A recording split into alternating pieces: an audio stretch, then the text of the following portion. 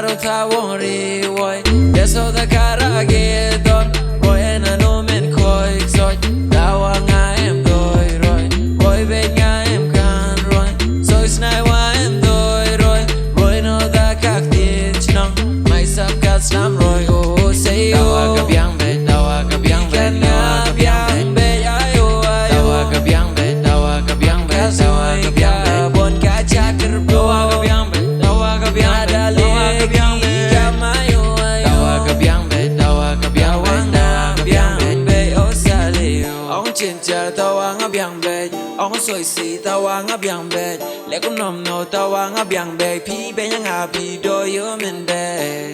ka oi nga la broi boy enjoy oi oi ka doi nga be ro ya kim thoi oi ka 9 to 5 sha control ya ka mind ka ki ka la pai plus ka sha mai teenage guy finna love ya ki noi ka smart one school yo ya gran high bye copycat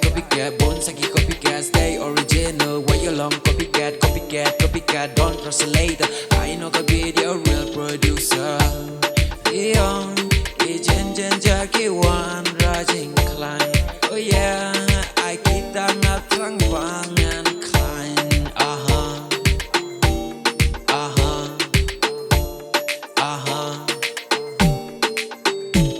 ay kararo ta wori woi deso da kara ge don boy na no men koi soi dawa nga em doi roi boy be nga em kan roi soi snai wa em doi roi roi no da kak tin chnong mai sap ka slam roi oh say dawa ka biang be dawa ka biang be dawa ka biang be ayo ayo dawa ka biang be dawa ka biang be dawa ka biang be bon ka chakr dawa ka biang be dawa ka biang be dawa ka biang be kamayo ayo dawa ka biang be dawa ka biang be dawa ka biang be oh salio dubla ko chelera nga kaiso de pinga pong wa makna dawa ka biang be kata selia pero re jok ju ta le ti knaya tawar ki we nga bon du na chi put na miao nge le pen kardang nga pendap chi ko la kam ka babla chi ima bertai la tik na tmang bla dat masuloi dat lai la ka kai loi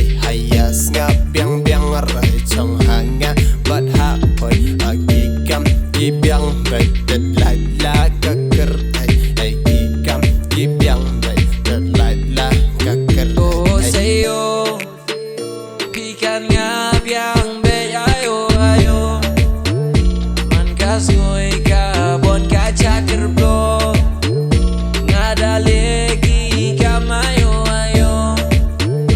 dawa nga biang be oh salio dawa ka biang be dawa ka biang be dawa ka biang be dawa ka biang be dawa ka biang be dawa ka biang be dawa ka biang be dawa ka biang be dawa ka biang be dawa ka biang be dawa ka biang be